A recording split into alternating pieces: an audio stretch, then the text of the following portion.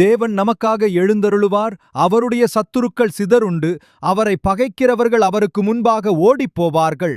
நீங்கள் எப்படிப்பட்ட சூழ்நிலையில் காணப்பட்டாலும் தேவன் உங்களுக்காக எழுந்தருளுவார்.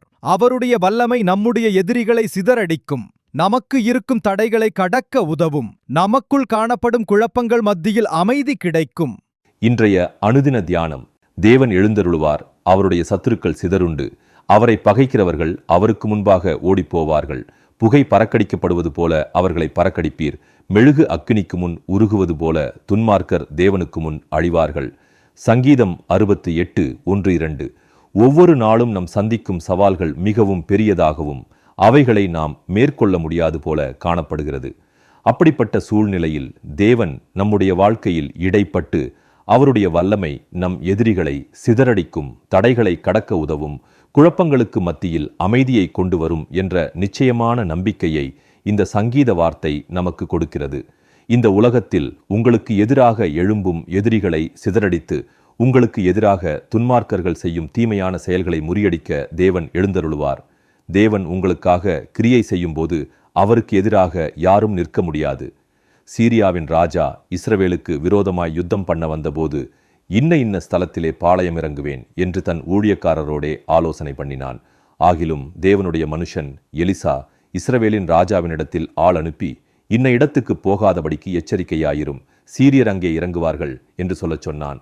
அப்பொழுது இஸ்ரவேலின் ராஜா தேவனுடைய மனுஷன் எலிசா தன்னை எச்சரித்து தனக்கு குறித்து சொன்ன ஸ்தலத்திற்கு மனுஷரை அனுப்பி பார்த்து எச்சரிக்கையாயிருந்து இப்படி அநேகந்தரம் தன்னை காத்து கொண்டான். இந்த காரியத்து நிமித்தம் சீரிய ராஜாவின் இருதயம் குழம்பி தன்னுடைய ஊழியர்களில் இஸ்ரவேலின் ராஜாவுக்கு ஒருவன் உளவாயிருக்கிறான் என்று நினைத்தான்.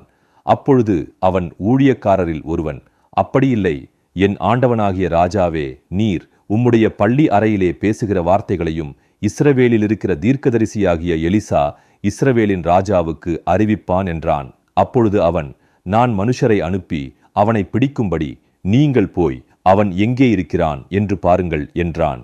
அவன் தோத்தானில் இருக்கிறான் என்று அவனுக்கு அறிவிக்கப்பட்டது. அப்பொழுது அவன் அங்கே குதிரைகளையும் இரதங்களையும் பலத்த இராணுவத்தையும் அனுப்பினான். அவர்கள் இராக்காலத்திலே வந்து பட்டணத்தை வளைந்து கொண்டார்கள். 2 ராஜாக்கள் 6:12-14 வரை.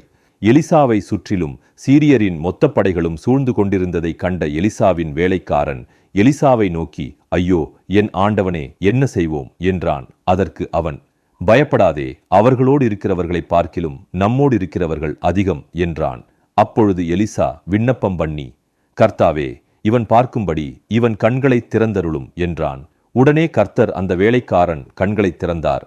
இதோ, எலிசாவை சுற்றிலும் அக்கினிமயமான குதிரைகளாலும் இரதங்களாலும் அந்த மலை நிறைந்திருக்கிறதை அவன் கண்டான். 2 ராஜாக்கள் 6:16-17. தேவன் சீரியா படைகளுக்கு விரோதமாக எழும்பி அவர்களுக்கு கண்மயக்கம் உண்டாகும்படி செய்தார். சீரியரின் தண்டுகள் இஸ்ரவேல் தேசத்தில் அப்புறம் வரவில்லை.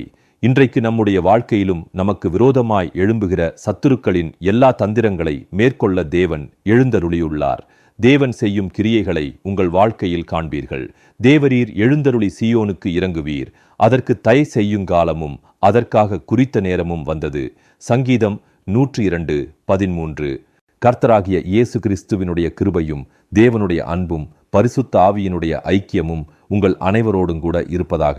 ஆமென்.